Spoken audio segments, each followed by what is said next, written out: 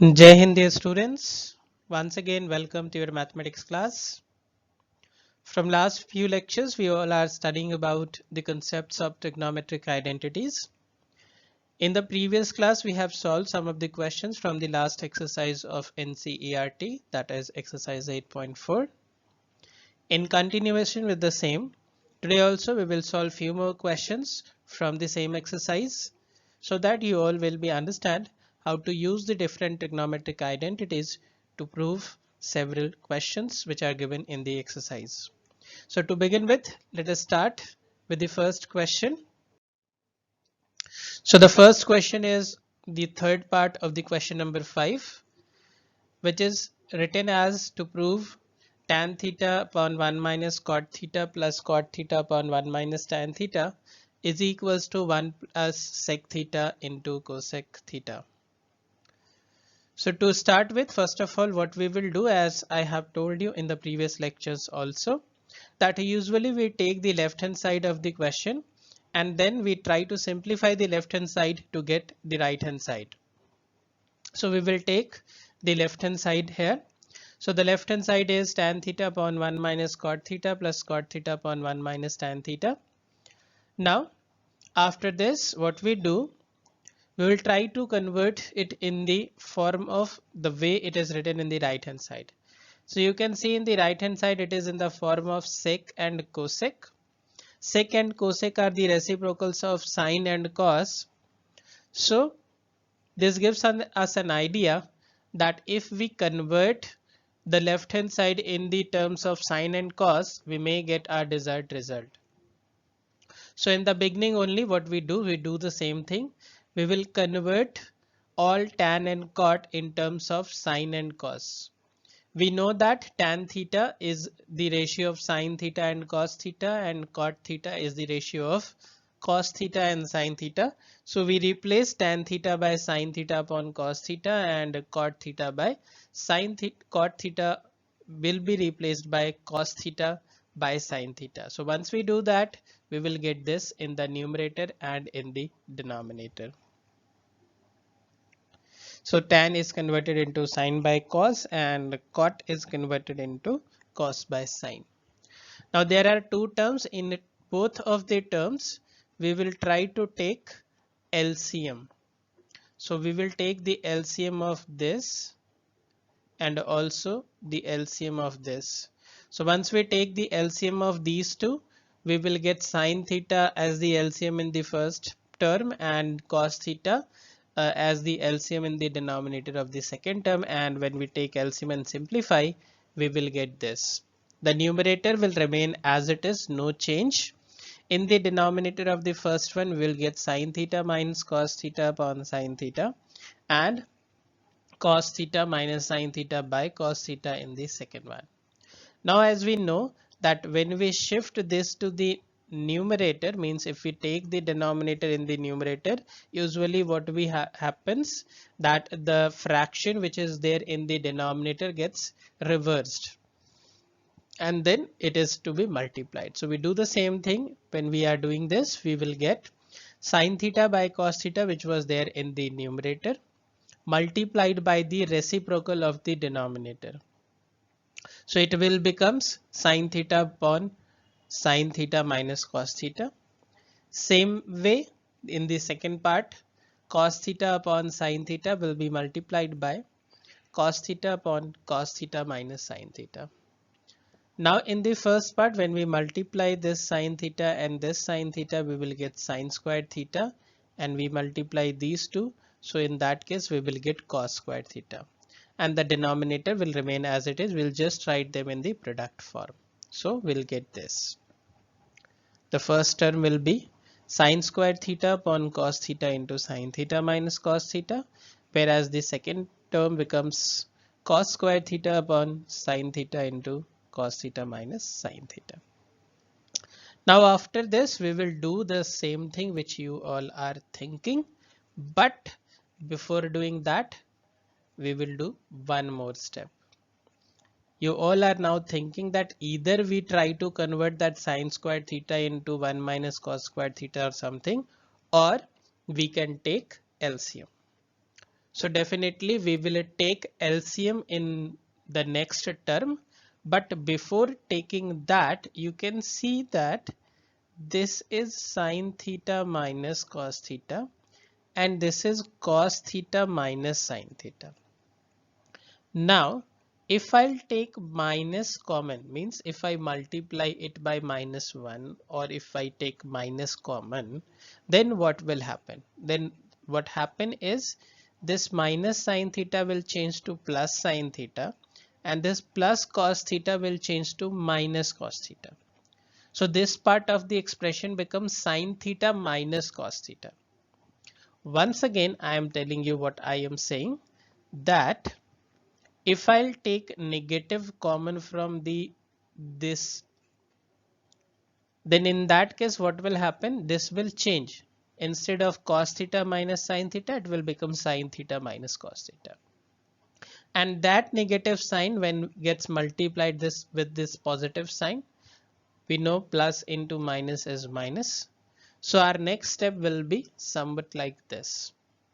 The numerator become as it is, the first term in fact becomes same.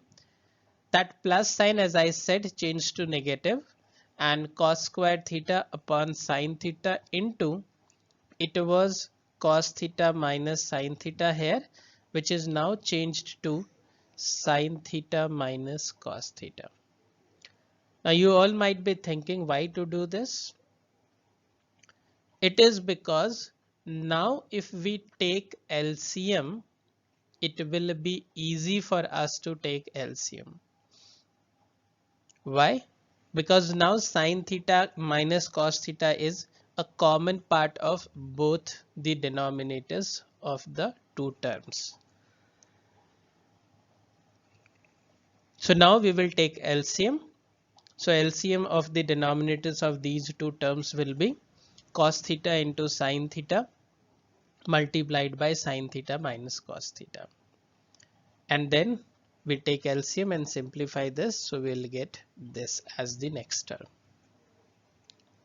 See, when we divide this LCM by this whole expression, only sine theta will be left, and then this sine theta will be multiplied by this sine squared theta, and sine theta into sine squared theta will be giving you sine cube theta.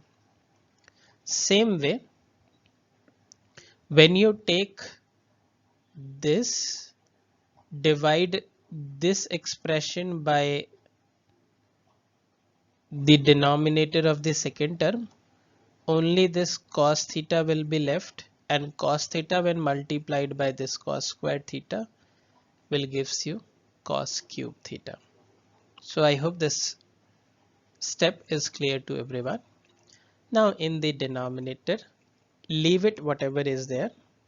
In the numerator, you can see that expression is in the term of sine cube theta minus cos cube theta.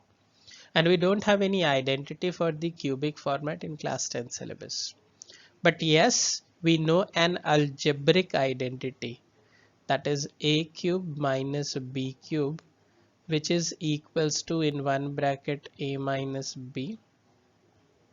In the other bracket, it will be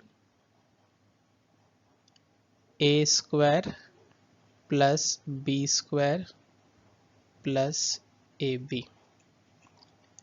Now, if we replace a by sine theta and b by cos theta, you can see the numerator is like this only. And hence we will get here a minus b, that is sine theta minus cos theta, a square, that is sine squared theta, b square will be cos squared theta, and ab will be sine theta into cos theta, or cos theta into sine theta. So we get this.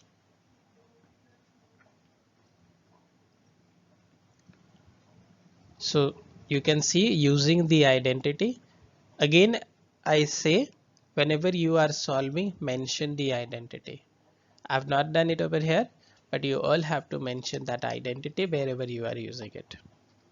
Now you can see that sine theta minus cos theta and sine theta minus cos theta in the numerator and denominator are same. They will get cancelled out. We know that the value of sine squared theta plus cos squared theta is 1. So we write sine squared theta plus cos squared theta as 1. So once we do all this, we will left with 1 plus cos theta sine theta in the numerator, and in the denominator it will be cos theta into sine theta. Now if I separate them, we will get 1 by cos theta into sine theta plus cos theta sine theta upon cos theta sine theta. This is how it is. And now we know that cos is the reciprocal of sec, or sec is the reciprocal of cos, and cosec is the reciprocal of sine.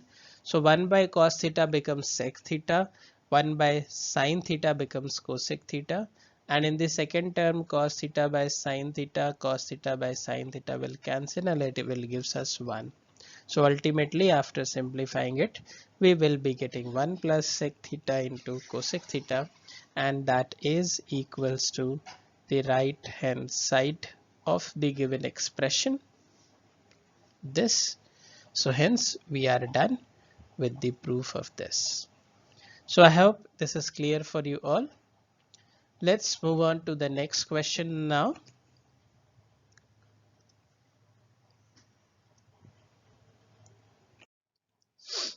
So the next question is the fifth part of the question. Similar to this, an example is also given in your book. It is cos theta minus sine theta upon cos A plus sine A minus 1 is equals to cosec A plus cot A. So here once again, to start with, we will take the left hand side, and the left hand side is this cos A minus sine A plus 1 upon cos A plus sine A minus 1.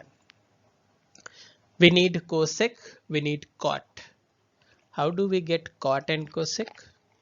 So you can see, if we divide this cos A by sine A, so cos by sine will gives you cot.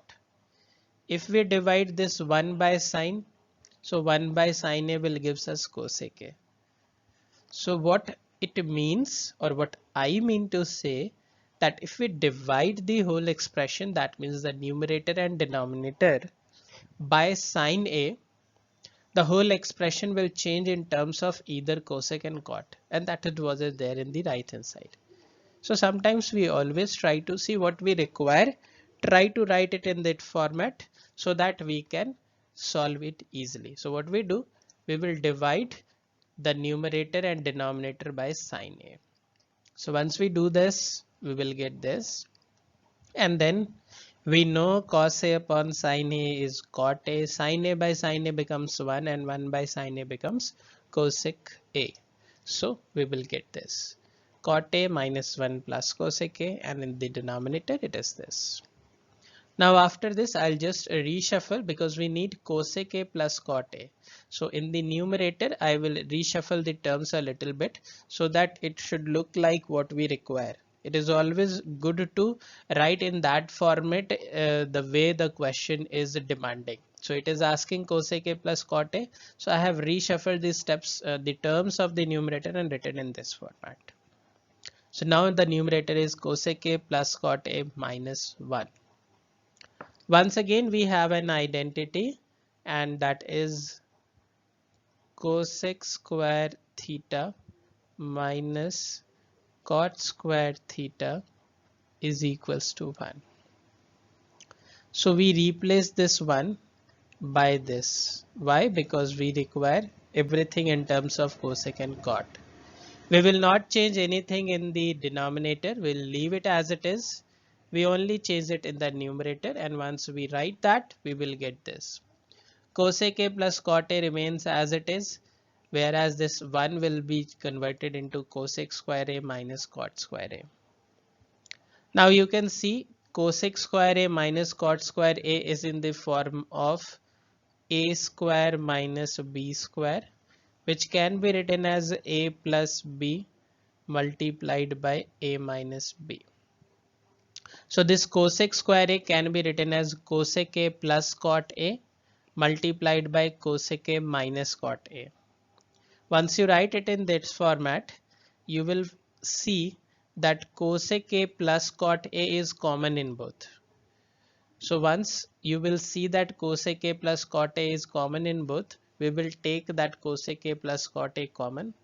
Once we take common from this term and this term, from here, since we are taking all this, so just we write 1 at this place. You can see we have written this, and from here it was cosec square A minus cot square A, which was written in this format. Like this one can be written as cosec theta plus cot theta multiplied by cosec theta minus cot theta.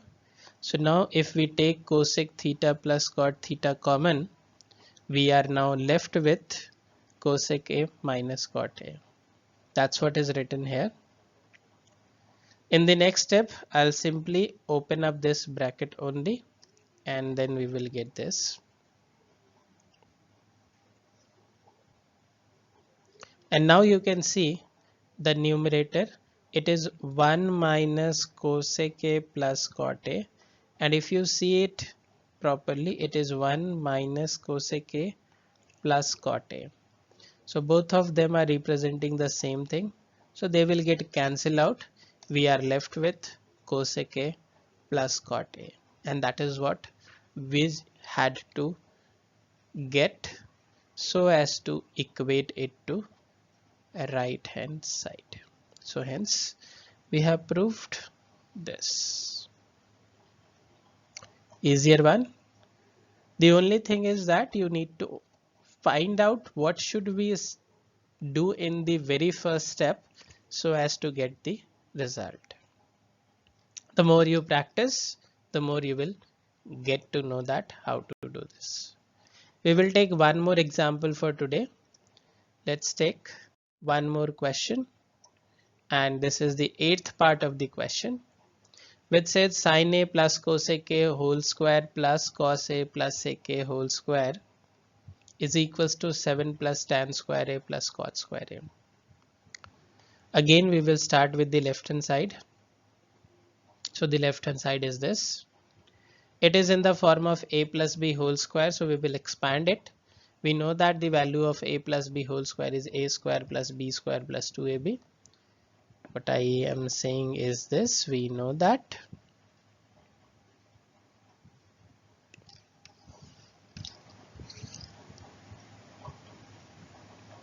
A plus B whole square is equals to A square plus B square plus 2AB. So we use this identity to expand both of them. So from the first one, we will get sin square A plus cosec square A plus 2 sin A cosec A, and from the second we will get cos square A plus sec square A plus 2 cos A into sec A. This is what we will get. Now once again I will reshuffle the terms and also do one more thing. You can see this sin A and cosec A. We know that cosec is the reciprocal of sin, means sin A into cosec A can also be written as sin A into 1 by sin A.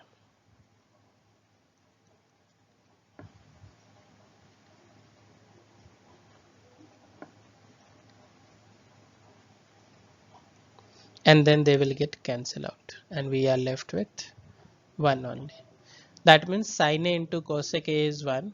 Same way cos A into sec A is also 1. And now we reshuffle. We know that sin square A plus cos square A is 1. So I'll write them together. So it is sin square A plus cos square A